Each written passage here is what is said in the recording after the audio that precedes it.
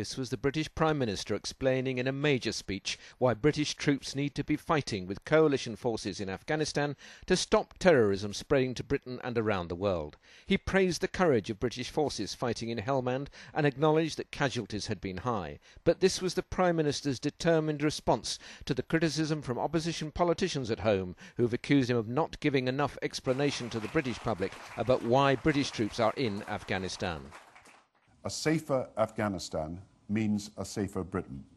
It is on this basis that I made clear in the spring, as did President Obama, that preventing terrorism coming to the streets of Britain, America and other countries depends on strengthening the authorities in both Pakistan and Afghanistan to defeat Al-Qaeda and also the Pakistan and Afghan Taliban. For if in either country the Taliban are allowed to undermine legitimate government, that would open the way once again for Al-Qaeda to have greater freedom from which to launch terrorist attacks across the world and would have longer-term implications for the credibility of NATO and the international community and for the stability of this crucial region and for global stability.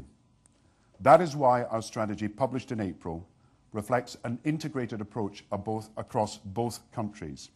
And we are now seeing what has not been obvious before, joint and complementary action on both sides of the border. The biggest challenge facing our forces remains that of defeating the Taliban tactics of using explosive devices, mines and roadside bombs. Having failed in 2006 and 2007 to defeat international forces by conventional means, the Taliban have more than doubled their IED attacks over the past year. International casualties are almost twice as high as this time last year as a result, and 3/4 of them are due to IEDs. This is a tactic which, of course, is inherently hard to defend against. But having spoken at length to our commanders and our experts, who have been working closely with the Americans and the coalition in reviewing how best to respond to this evolving threat, I am confident we are fully focused on dealing with it.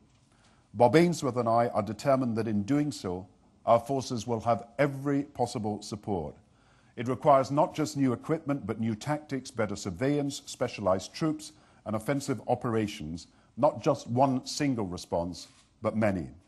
So we have, since 2006, spent over £1 billion from the reserve on new vehicles for Afghanistan, including 280 Mastiffs, which offer world-leading protection against IEDs. Between November 2006 and April this year, we've increased the number of helicopter hours by 84%, and on top of that, as well as sharing coalition helicopters, we lease hundreds of hours each month from other operators for routine supplies. Let us be clear, while we are committed to giving our commanders more options, what separates successful counterinsurgency from unsuccessful counterinsurgency is that it is won on the ground and not in the air. Lasting peace and stability will involve all sides reaching out and engaging in dialogue. This process must be led by the Afghans themselves. And as President Obama has said, there is an uncompromising core of the Taliban. They must be met with force and they must be defeated. But there are also those who have taken up arms because of coercion or simply for a price. And these Afghans must have the option to choose a different course. It remains my judgment that a safer Britain requires a safer Afghanistan. In Afghanistan last week, I was further convinced that despite the challenges we face, a nation emerging from 3 decades of violence can be healed and strengthened, and that our country and the whole world can be safer, because together we have the values, the strategy, and I believe the resolve to complete our vital and important task. Thank you very much.